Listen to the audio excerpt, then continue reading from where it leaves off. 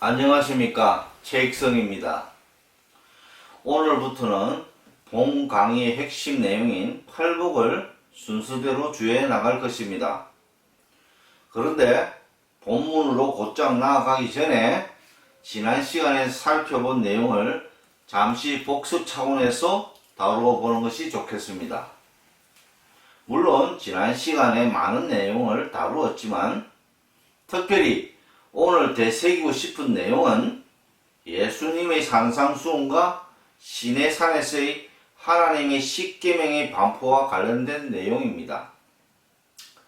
즉 예수님께서 시내산의 십계명의 반포의 형식을 산상수훈에서 그대로 재현하고 있다고 했습니다. 이에 대해서 지난 강의에서 대충 언급하였습니다. 그러나 오늘은 좀 더 세밀하게 십계명과 팔복의 관계에 대하여 짚어보고자 합니다. 그 이유는 십계명과 팔복의 내용이 같은 내용이기 때문입니다. 이를 설명하기 위해 출애굽기 19장 5절에서 6절까지 내용을 살펴보아야만 합니다. 내용인즉 출애굽기 19장 5절에 6절입니다. 자, 5절 세계가 다 내게 속하였나니 너희가 내 말을 잘 듣고 내 언약을 지키면 너희는 열국 중에서 내 소유가 되겠고 6절 너희가 내게 대하여 제사장 나라가 되며 거룩한 백성이 되리라 너는 이 말을 이스라엘 자손에게 고할지니라 입니다. 이 내용은 하나님께서 이스라엘 자손에게 곧 있을 선포하실 십계명에 대하여 미리 언지를 주고 있다는 것입니다. 어떤 언지를 주느냐면 십계명의 반포는 하나님과 이스라엘 자손 쌍방이 맺은 계약의 근거에 이행됨을 선언하신다는 것입니다. 이 말을 설명하면 5절에서 너희가 내 말을 잘 듣고 내 언약을 지키면이 근거가 되어 그 결과로서 너희는 열국 중에서 내 소유가 되겠고 너희가 내게 대하여 제사장 나라가 되며 거룩한 백성이 되리라가 된다는 것입니다. 자, 한번 보실까요? 자, 너희가 내 말을 잘 듣고 내 언약을 지키면 여기서 지키면 너희는 열국 중에서 내 소유가 되겠고 너희가 내게 대하여 제사장 나라가 되며 거룩한 백성이 되리라 합니다. 자, 이 내용에서 이것이 근거, 이 조건이 이루어지면 너희에게 주어지는 결과가 너희가 열국 중에 나의 소유되고 나에 대한 너희가 제사장 나라가 되고 거룩한 백성이 된다. 그건 누가 하나님이 그렇게 하신다는 뜻입니다. 그래서 이 내용은 만약에 너희가 내 말을 안 듣고 내 언약을 안 지키면 난 너희들하고 관계가 없으니 너희는 내 소유도 되지도 않고 나에 대해서 제사장이 될 수도 없고 나의 거룩한 백성이 될 수 없다 이 말입니다.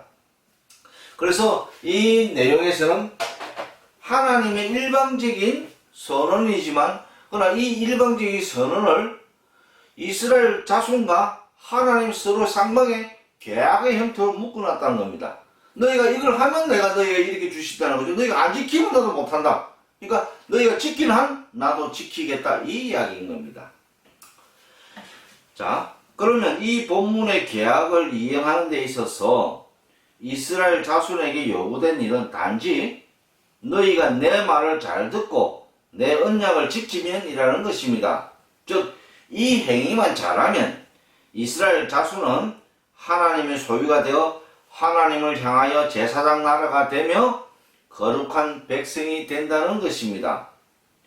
특별한 일을 하나님께서 이스라엘 백성에게 요구하지 않으셨다는 것입니다. 자, 근데 여기서 언급된 내 말은 곧 십계명의 내용을 말하는 것입니다. 그렇다면 이스라엘 자손은 십계명의 내용을 상세히 듣고 즉 잘 듣기만 하면 된다는 것입니다. 이는 아주 쉬운 일인 것입니다. 그런데 여기까지는 그래도 이해가 되는데 본문에서 언급된 내 언약은 쉽게 알 수가 없는 내용이라는 것입니다. 자, 실제 너희가 내 십계명에 어떤 내용이 있을 겁니다. 그 내용을 잘 듣고 내 언약을 지키면인데 십계명 안에 뭔가가 없다면 뭐 우리가 알 수는 없을 겁니다. 근데 어쨌든 간에 십계명 반포한 십계명 잘 듣는 거는 가능합니다. 근데 우리가 이게 알 수 없는 거는 내 언약을 지킨다는 겁니다. 그래서 그것이 좀 이해가 안 된다는 이 이야기입니다. 자. 그렇지만 본문에서 내 말을 잘 듣고 내 언약을 지키면이라고 하니 역시 해답은 십계명 안에 있다고 보아야만 합니다. 자, 지금 하나님이 시내산에서 십계명 반포하기 직전에 먼저 조건을 걸었습니다. 너희가 내 말을 잘 듣고 내 언약을 지키면 내가 지금 십계명을 반포한다. 만약에 너희가 내 말을 잘 안 듣고 내 언약을 안 지킬 것이라면 하나님도 십계명 반포하지 않겠다 이 이야기인 겁니다. 그렇다면 이 십계명은 뭔가 있긴 있는 겁니다. 그래서 어쨌든 간에 지금 알 수는 없지만 우리가 십계명 반포에는 하나님의 언약이 있다고 가정할 수도 있습니다. 그래서 결국은 근데 그 언약이 지금 아직은 모릅니다. 십계명 안에 있는지 다른 내용에서 나오는지는 알 수는 없습니다. 그래서 우리가 조금 더 살펴보겠습니다. 그 이유는 출애굽기 20장에서 하나님의 십계명의 반포가 끝나자 이스라엘 자손은 하나님의 직접적인 음성을 더 이상 들을 수가 없었기 때문입니다. 왜 십계명 안에 하나님의 언약이 있다고 우리가 추측을 하느냐?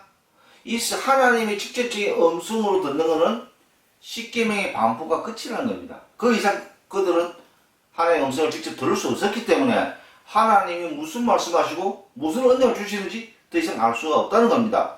그러나 지금 상황을 보면 이 모든 내 말을 잘 듣고 내 언약을 지키면이 하나님과 이스라엘 자손과의 계약의 형태로 나타났다면 분명히 어떤 근거가 있어야 되는데 그 근거를 우리가 유추할 수 있는 유일한 방법은 십계명 내용 안에만 있을 수밖에 없다는 겁니다.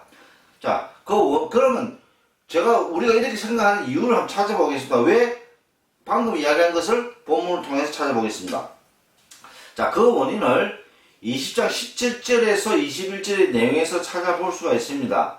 한번 그 내용을 읽어보면 17절 내 이웃의 집을 탐내지 말지니라 내 이웃의 아내나 그의 남종이나 그의 여종이나 그의 소나 그의 낙이나 무릇 내 이웃의 소유를 탐내지 말지니라. 18절 뭇 백성이 우레와 번개와 나팔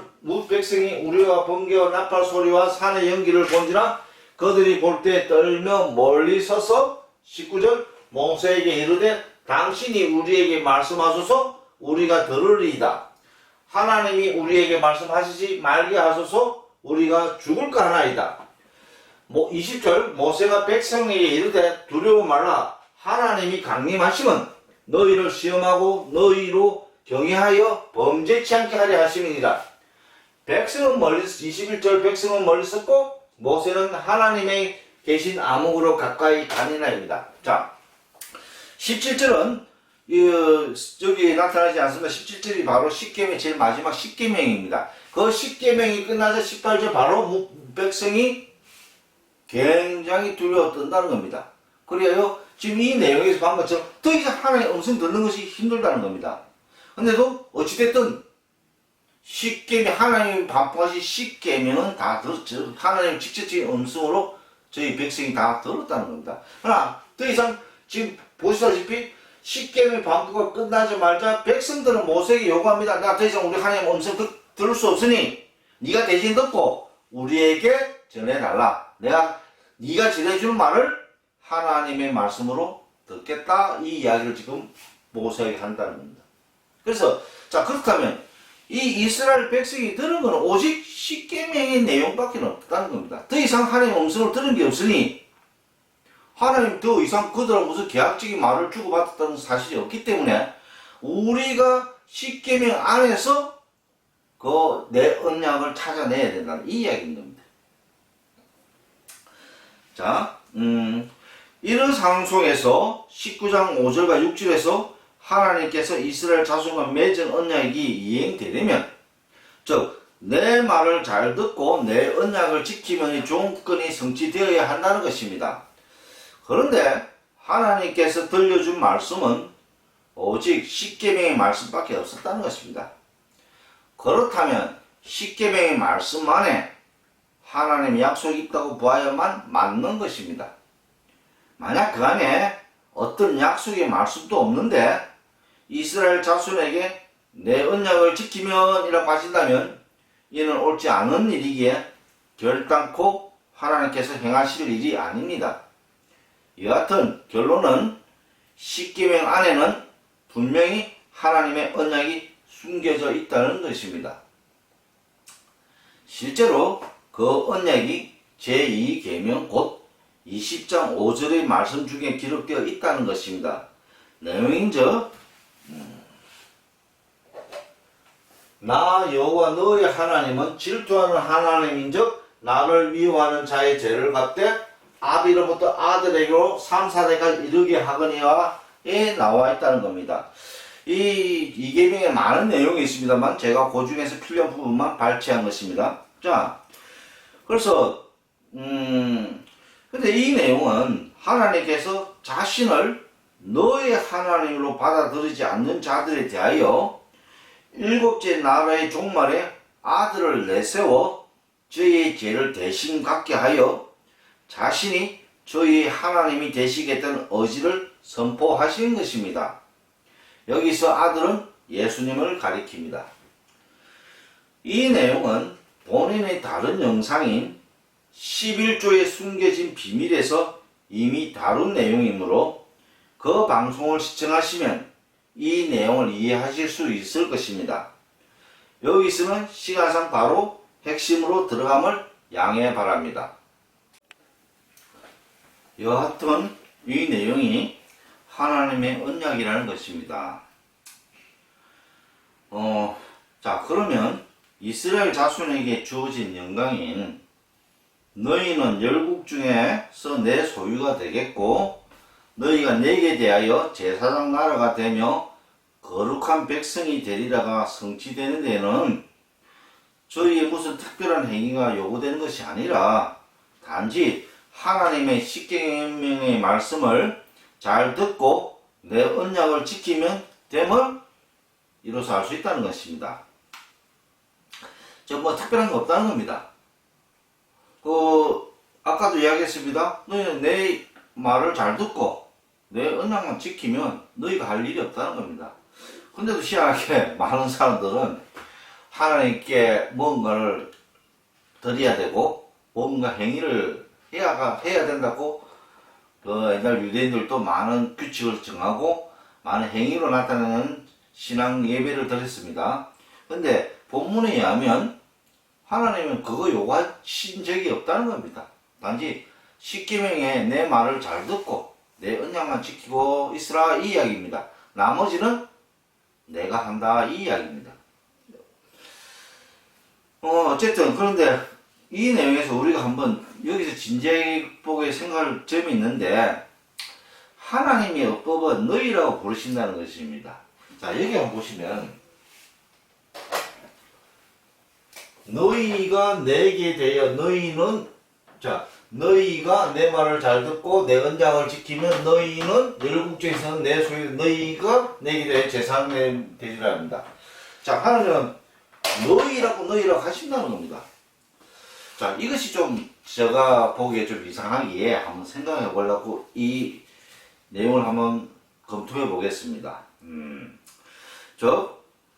이스라엘 자손들이라 부르지 않으시고 단수 개념인 이스라엘 자손이라고 하신다는 것입니다. 실제 이스라엘 백성들 본문에 보면 여기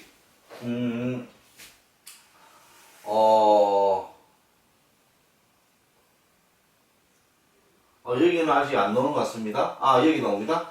너는 이 말을 이스라엘 자손에게 고할지다. 지금 밑에 백성들이 수많은 몇백만의 백성이 있는데 지금 그 백성을 하나님 단순히 이스라엘 자손이랍니다. 자, 이스라엘 자손들이 되지 않고 이스라엘 자손이라고 단수 개념을 사용하신다는 겁니다. 그래서 그게 좀 제가 볼 때 좀 이상하다는 겁니다.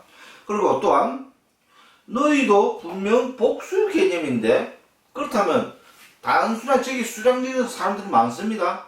그러면 너희는 단순한 한 두 사람 정도입니다. 저 많은 사람들한테 너희들 하고 복수 개념을 나아가야 되는데도 이상하게 너희라고 한정되어 부르신다는 겁니다. 그래서 이 내용이 좀 이상하다고 여긴답니다. 근데 어쨌든 간에 그렇다면 지금 이스라엘 자손과 너의 이 개념에는 어떤 공통점이 하나 있다는 겁니다. 분명히 복수 개념인 것 같은데 단수 개념을 적용시킨다는 겁니다. 하나님이. 그래서 왜 그들이 단수로 여기시냐를 한번 생각해 보기로 해본다는 겁니다. 자, 그래서 제가 이 말은 하나님께서 이스라엘 백성을 이스라엘 자손 단 하나의 개념으로 본다는 것입니다. 이는 이스라엘 자손은 하나의 개념으로서 하나님께서 인식하신다는 뜻입니다. 이를 달리 표현하면 이스라엘 자손은 한 개념 안에 있는 존재를 말하는 것입니다. 비록 수량적으로 많든지 적든지 간에 관계없이 하나님께서 정하신 기준에만 들어있다면 이스라엘 자손이라고 본다는 것입니다. 자, 이 내용이 좀 어렵습니다. 근데 한번 생각해 봐야 됩니다. 왜 하나님께 그 많은 무리들이 있는데도 단수의 개념을 보시냐면, 우리가 성경에서 보면 하나님은 예모로 사람을 취하시지 않는답니다. 그렇다면 하나님 취하신 기준은 뭡니까? 내면의 영적인 어떤 기준, 아니면 뭔가를 다른 하나님은 우리가 다른 기준을 갖고 있다는 겁니다. 그러니까 하나님 보시기에 저 많은 수많은 각양각색의 사람들의 그 무리들을 보시지만 하나님 눈에는 하나로만밖에 안 보인답니다. 즉 하나님이 관심 있어 한 부분, 어떤 한 가지의 어떤, 여기는 지금 우리는 알 수는 없습니다. 한 가지에 대해 초점을 맞추고 있다는 겁니다. 그 초점이 전부 다 저희들에게 공통적이기 때문에 하나님은 단수 개념으로 보실 수도 있다는 겁니다. 만약에 하나님께서 요구하시는 어떤 뭔가 우리가 가르침해 주려면 저 모든 각자가, 예를 들면 하나님은 모든 무리를, 우리가 성경적으로 보면 다 죄인들입니다. 근데 저 죄인 죄가 많고 적고 이런 거 따지면 너희들이 되겠지만 하나님 보시기에 너희가 모두 다 죄인이야. 다 없습니다.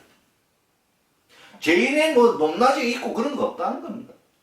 그와 같은 원리로 하나님이 우리에게 선언하신 이 내용은 어떤 가르침이 있다면 그 가르침 앞에서 너는 단수 개념밖에 적용이 안 된다는 겁니다. 그래서 이 내용이 참 어렵지만 앞으로 향후 좀 지금부터 그 내용을 풀어보는데 일단 개념은 그래 잡은 겁니다. 자, 이와 같은 원리에 입각하여 생각하면 한 사람으로서의 너희가 된다는 것입니다. 자, 그러면 먼저 이스라엘 자손들이 이스라엘 자손이 된 것처럼, 그렇다면 한 사람이 너희라는 것은 둘인 같지만 한 사람 개념이라는 겁니다. 단수니까. 그래서 지금 너희는 한 사람을 달리 표현한 방법이다. 이 이야기를 하고 싶은 겁니다, 제가. 그래서 이를 달리 말하면 즉 너희는 이스라엘 자손 한 사람을 가리켜 하시는 말씀이라는 것입니다. 이는 네가 만일 이스라엘 자손이라면 분명 내 말을 잘 듣고 내 언약을 지키면을 이행해야만 한다는 것입니다.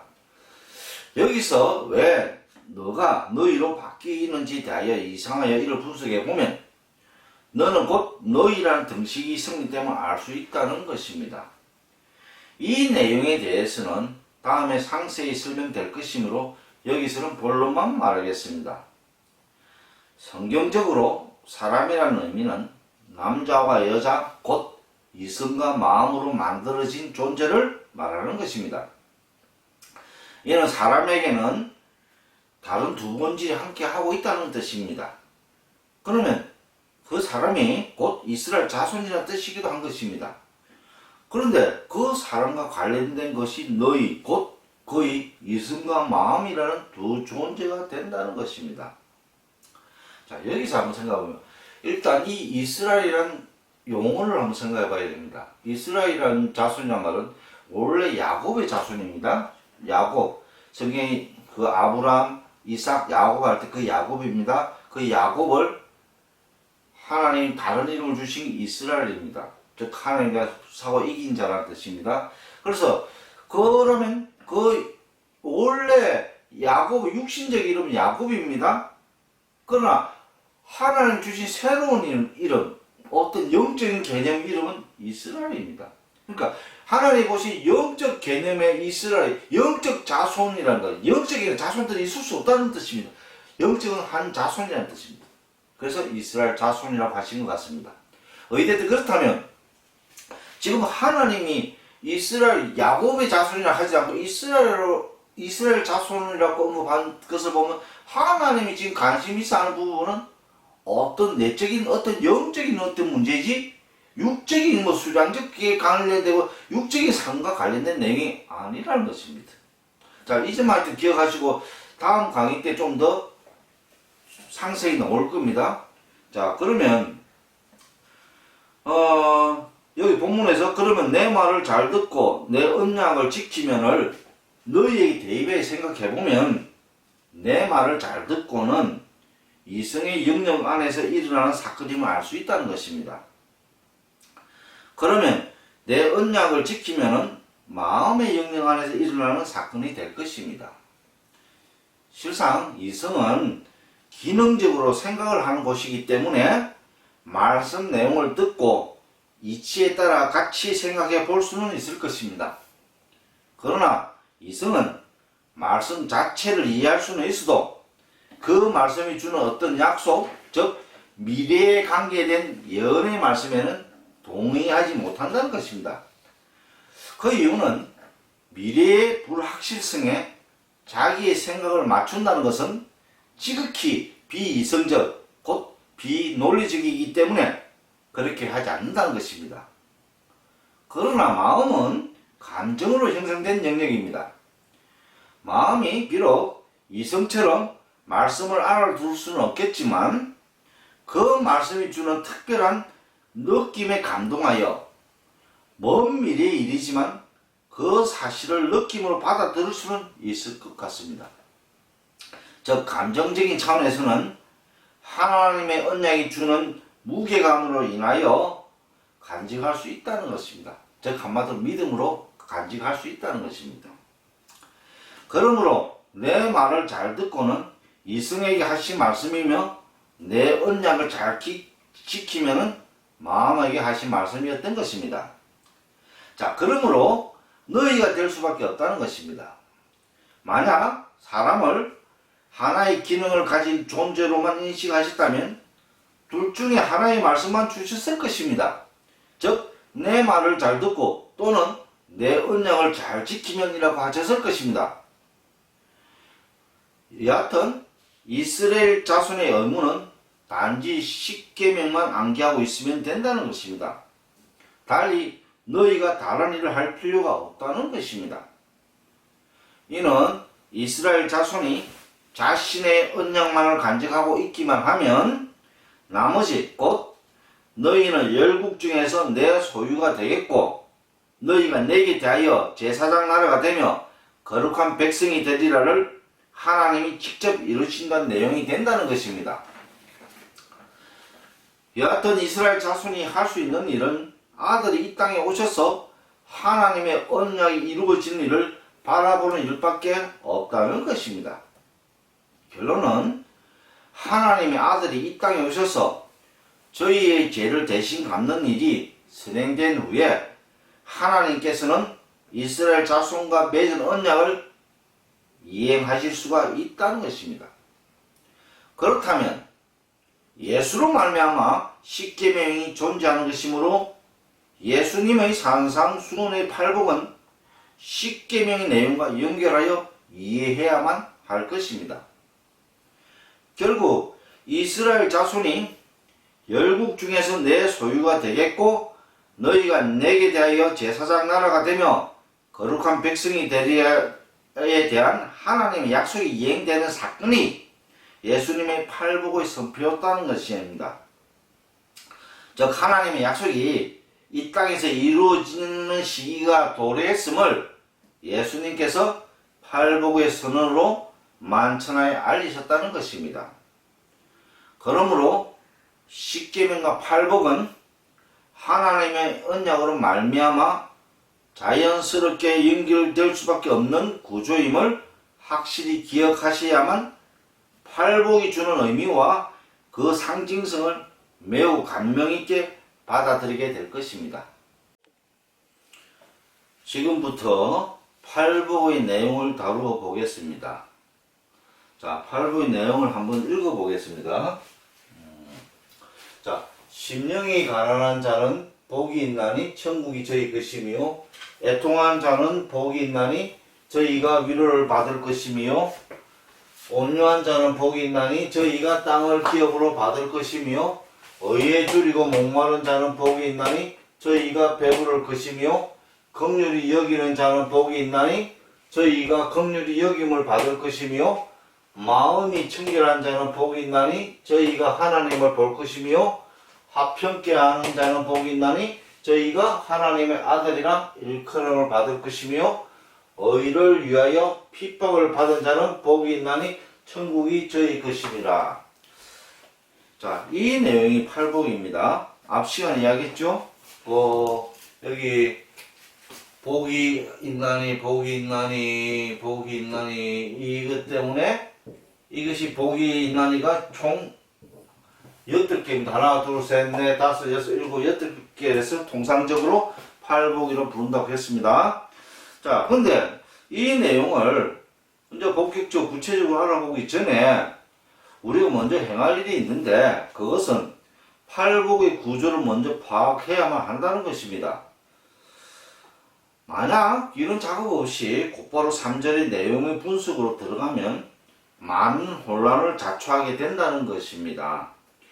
그 이유는 워낙 팔복의 내용이 간결한 형태로 되어 있으므로 자칫 잘못하면 우리의 주관적인 생각에 따라 본문을 해석하는 경우가 발생하게 되기 때문입니다.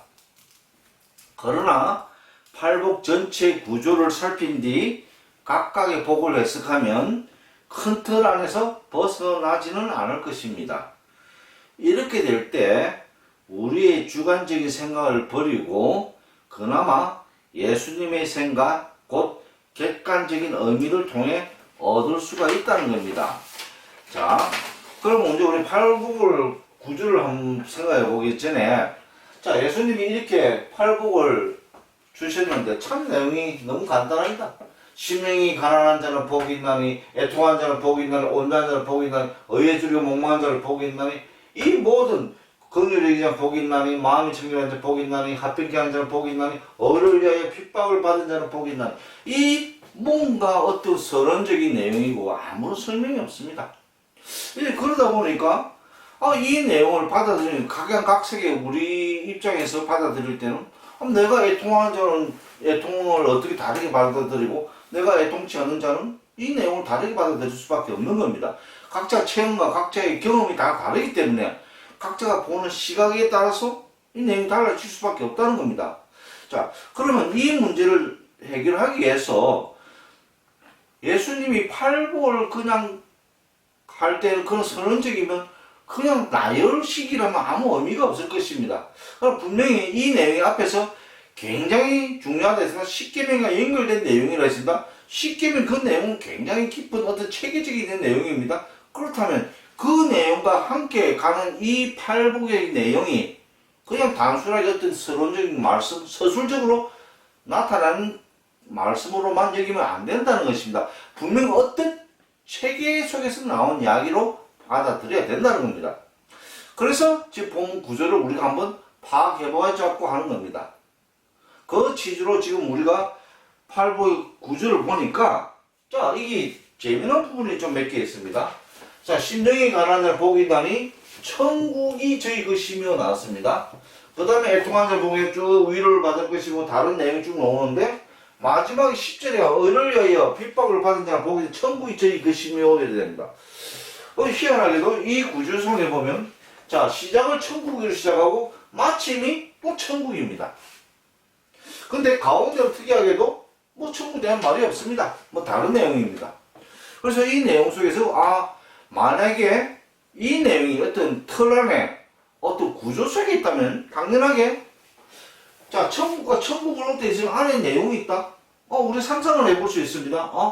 이것이 어떤 하나의 논문이라든지 어떤 논문이라든지 어떤 뭐랍니까? 우리가 뭐 서류상의 어떤 뭐 우리가 말하는 서론, 본론, 결론을 갖고 있는 어떤 형식이라면, 그러면 우리가 볼 때 서론이 천국 안에 뭔가, 예를 들면 우리가 여기에 대해 이 내용과 이 내용과 이 내용이 있는데, 여기 서론, 본론, 결론입니다. 근데 이 내용 안에 어떤 형태를 잡고 있는데, 이 서론과 본론 사이 본론이 있는 이 구조니까, 그렇다면 정확한 내용은 아직 모르지만 이게 서론일 경우 서론일 수가 있고, 어떤 뭐 서론적인 서론이 있고 또 결론적인 서론이 천국에 여기 나와 있다는 겁니다.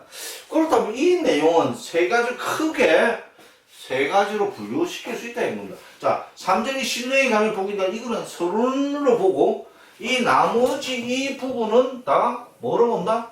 본론으로 본다는 겁니다. 자, 이 10절 이거는 마지막 결론이 천국이 저기는 이 결론으로 본다는 겁니다.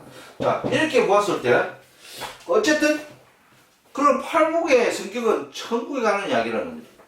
자, 그래서 천국에 가는 이야기니까 천국을 시작해서 천국을 마치니까 이걸 한 달라 어떠한 주제가 될 수 있다 이 이야기인 겁니다. 그래서 우리가 이렇게 나눌 수 있다. 3절은 서론이요, 나머지 4절부터 9절까지는 본론이요, 10절은 결론이다 이렇게 본다는 겁니다. 자, 이렇게 우리가 구조적으로 나눠보는 이유는, 이렇게 했을 때 이 각자의 역할에 합당해 본문 내용을 해석할 수가 있다는 겁니다. 자, 그러면 이 전체 틀 안에서 이 구조로 하면 이 전체적인 틀 안에서 우리가 생각이 벗어나지 않는다는 겁니다. 이 내용은 천국에 관한 내용을 팔보고 한마디로 단순한 천국의 개념인데, 그 천국이 어떤 뭐 구조로 가든지 어떤 형태로 해서 천국이 어떤 개념으로 시작해서 어떤 결과로 나왔다는 겁니다. 그러면 이 내용은 어떤 흐름이 천국에 관련된 어떤 뭐 성취, 천국과 뭐 관련된 그런 이야기가 될 수밖에 없다는 겁니다. 그래서 왜 이렇게 우리가 분수가 본 목적은, 이렇게 했을 때 우리가 다른 내 생각을 버리고 여기 집중할 수 있다는 겁니다.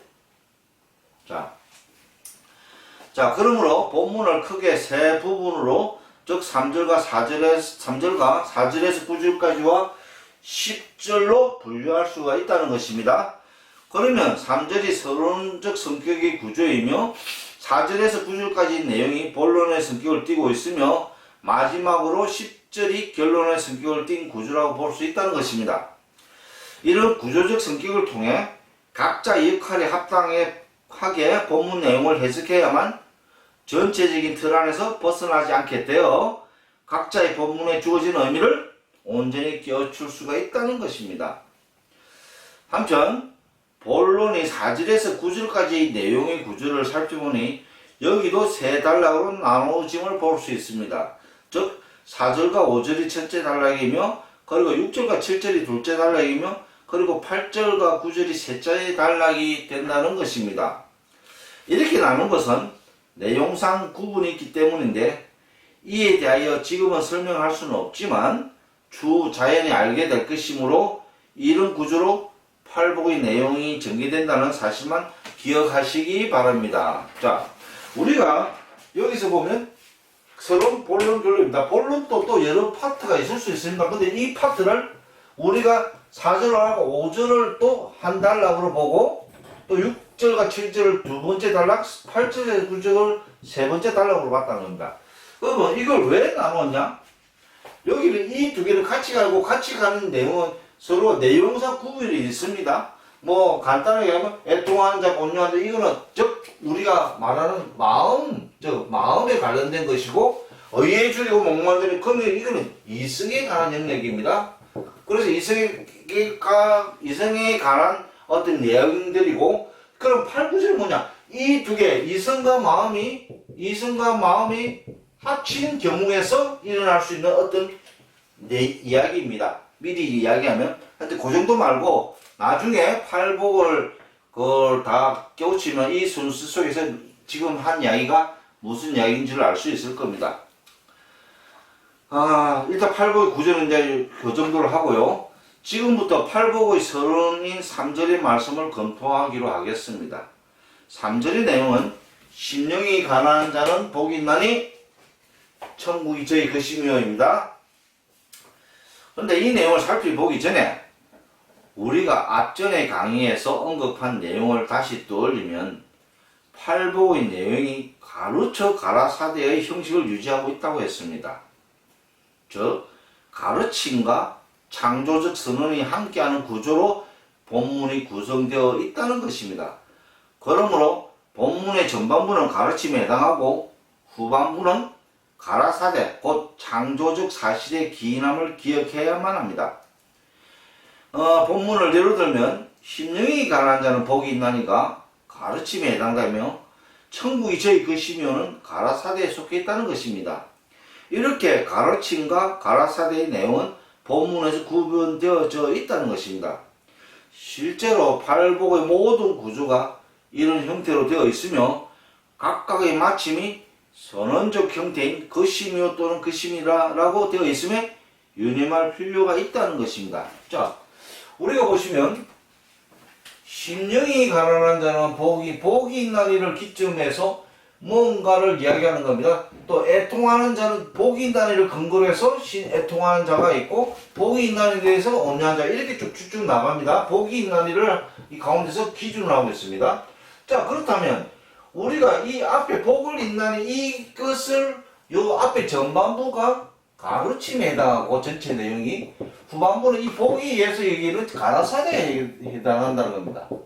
즉 창조적 선언이라는 겁니다. 자, 이 영역은 자 애통하는 우리가 가르침 받아서 애통할 수는 있을 겁니다. 그러나 위로를 받는 건 우리 영역 아닙니다. 누가 한다? 하나님 하신다는 겁니다. 그래서 창조 가라사대 영역입니다. 이게 우리가 되는 게 아닙니다. 이 점 꼭 명심하십시오. 그래서 이 내용이 중요합니다. 이 팔복은 구조가 모든 앞에 우리의 처지고 그 뒤에는 우리의 처지를 반전시키는 하나님의 역사를 이야기하는 겁니다. 뭐 요 정도로 하겠습니다. 일단은 자 그리고 방금 이야기했듯이 가르침과 가라사대 영역은 구분되어 있음을 알아야 한다. 가르침과 가라사대 영역은 구분되어 있습니다. 즉 가르침은 우리와 관련된 내용이지만 가라사대는 하나님의 영역임을 알아야 합니다. 시상 여러분 곧 본격적으로 3절의 내용을 들어가고 팔복을 구체적으로 들어가게 되면 하나님의 복에 의해서 어떻게 우리에게 가라사대가 이루어지는가를 알 수 있게 될 것입니다. 어찌됐든 가라사대는 하나님 자신이 이를 꼭 이루신다는 선언을 가라사대 형식으로 본문에 나타냈다는 것을 꼭 기억하시기 바랍니다.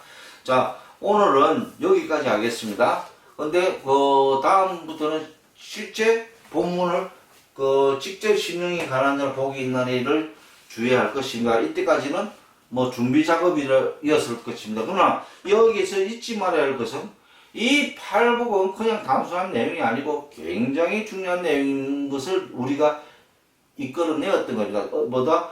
하나님의 십계명과 팔복은 같이 움직이는 내용이라는 것이고 하나님과 예수님도 같이 움직인다는 것입니다. 뭐다?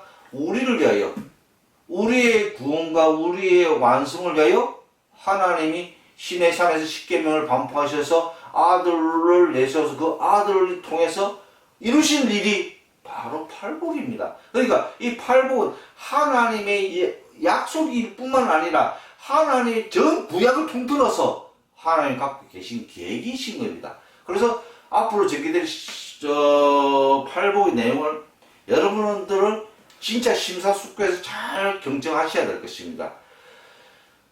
긴 시간 시청해 주셔서 감사합니다.